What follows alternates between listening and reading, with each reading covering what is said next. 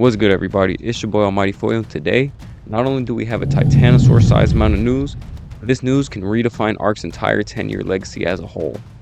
2025 is going to be a huge year for Ark, and this will either make or break the game. Now, this is going to be a long video. It's my fault for letting the news pile up, my bad. So it'll be split into separate sections.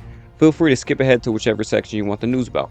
But that's enough yapping. Without further ado, let's get into our first topic of the video. Ark Lost Colony news. For those of you who may not know, Studio Wildcard's parent company, Snail Games, is at GDC, where they're releasing teasers for upcoming projects in the Ark universe. One of the big reveals was our first major look at the upcoming Lost Colony DLC. The teaser starts out with Helena, who's actually alive and seems to be on Ark Prime talking to Mika, Bob's niece and Santiago's daughter. While reminiscing about leaving Mei Yin behind on Extinction, the trailer then cuts to an animated sequence animated by Mappa Studio, which looks amazing by the way, where Mei Yin is fighting against a gargoyle / Dracula looking vampire bat. At first, I thought it was Desmodus, but looking back at it, this creature is a little too humanoid to be the vampire bat that we all know and love. This leads me to believe that this is one of the many NPCs that we will have to fight in the Lost Colony expansion. More on that later. And after an epic fight, Mei Yin is finally able to dispatch the vampire with what looks to be a new tech spear. This weapon has been shown in both teasers now, so it's pretty much confirmed at this point that it's coming to the game. The camera then pans up to a Castlevania looking castle shrouded in darkness, with lots of red lights and rivers of blood or lava running around it. Helena then says that Mei Yin arrived on Ark Prime, which is a city on the opposite side of the planet from Extinction, where mankind was able to survive the cataclysm that affected the entire Earth. But what she ended up finding was the stuff of nightmares. The trailer then cuts to a very cool logo shot that we've seen before at the end of Extinction's Ascension. But what sort of horrors await our survivors? Well, luckily the description for the trailer has some more juicy info for us. Confront the demons of Ark Prime, birthplace of the Arks, in ASA's first massive canonical expansion pack, Ark Lost Colony, starring Michelle Yeoh as Mei Yin in cinematic anime sequences by legendary Japanese studio Mappa. This epic new story of Ark Lost Colony bridges the gap from Ark Extinction to Ark Genesis and into the world of Ark 2. As you follow in Mei Yin's footsteps through an intense journey into the heat of darkness, you unlock powerful lost character ability trees, befriend exotic tames, craft cursed tiers of gear, and master advanced new building systems. But beware. The frozen wastes of Ark Prime are not devoid of intelligent life. On the contrary, the cities become a war-torn battleground between twisted element-powered factions, seeking to undo what was accomplished at the end of Ark Extinction. Together with generations of heroes, you'll unite the past and future of Ark. Wow. Skill trees and NPCs, this is going to be a crazy DLC. Ours. Rival NPCs is something that many people, including myself, have been wanting in the game for years. I can't wait to see where Wildcard goes with this though. However, it sounds as though these NPCs will have their own beef as there are multiple factions turning this place into a war zone. And judging from this final shot in the trailer, the three factions may be Rockwell loyalists, members of the URE Federation, and those Dracula humanoids we saw Mei Yin fighting. The Lost Colony is shaping up to be one of the most ambitious DLCs the game has ever had, and if done correctly will absolutely change the game forever. Now I could talk about this DLC for hours, but for the sake of the video, let me know what your thoughts are on the new Lost Colony DLC down below. I, for one, am very excited about the direction this DLC is taking, and make sure to stay tuned for more news as we get more exciting info about the upcoming launch in November of this year. Along with the other two trailers released, we also got a teaser for the upcoming part 2 to the animated series. Honestly, nature it's great. is a spiral. Link down below if you want to.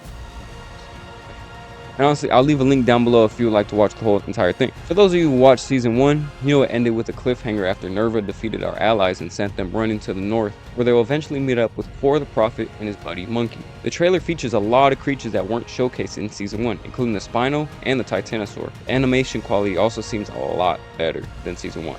And judging from this trailer and the part 2 trailer at the end of Season 1, Season 2 looks like it's going to be a lot more action-packed and better in almost every way. Unfortunately, we have no set release date, but we do know it's coming this year at least, so I'm very excited for it.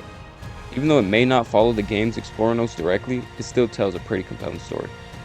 Have you seen the animated series? And if so, what are your thoughts on it? Now, back to in-game updates coming pretty soon.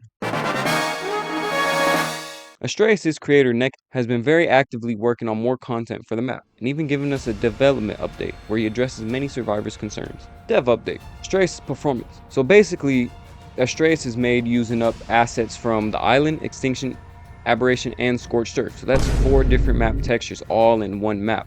So that can make it pretty hard for the game to load sometimes, which is why the performance has been pretty bad. So what he's doing is going back in and replacing all the DLC materials and textures with just one material. And it's not going to change it all. He's not going to make it all sandstone or anything like that. So don't worry. It'll just change some of the tones of the map, maybe by a tiny bit, but nothing really bad.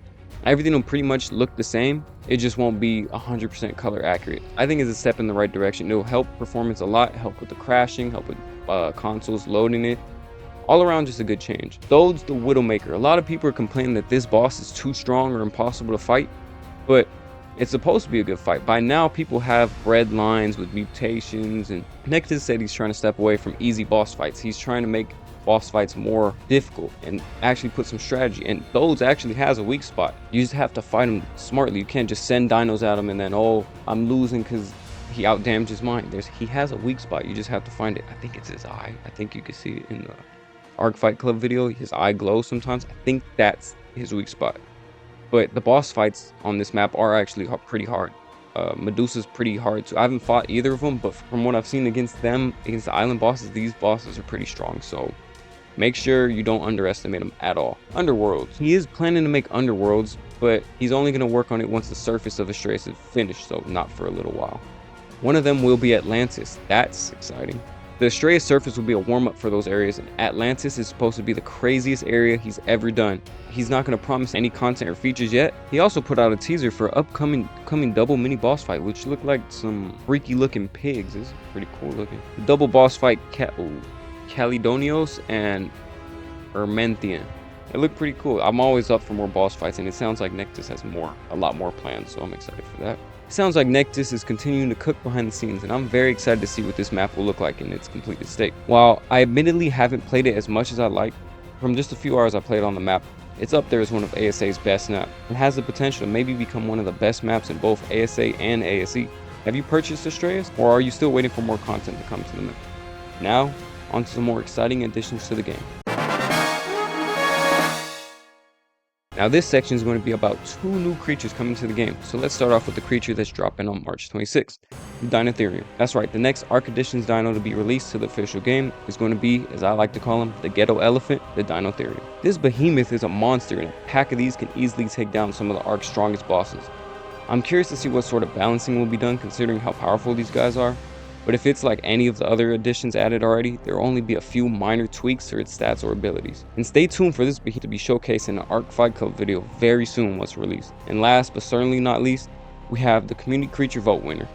And I know it's old news, but I wasn't able to cover it, so here it is. The winner was the Megaraptor. This Night Feeder inspired demon will be haunting you in the forest of Valguero very soon with its release this summer. Was the Night Feeder your #1 vote, or did you want another creature to win? Speaking of creature votes, I'll actually be working on 2 submissions for the next couple of votes, so stay tuned for those. Promise I won't wait this long in between news updates again. This was a lot at once. But for those of you who made it to the end of this monster of a video, thank you all for watching. Until next time, this has been Almighty Foil, signing off.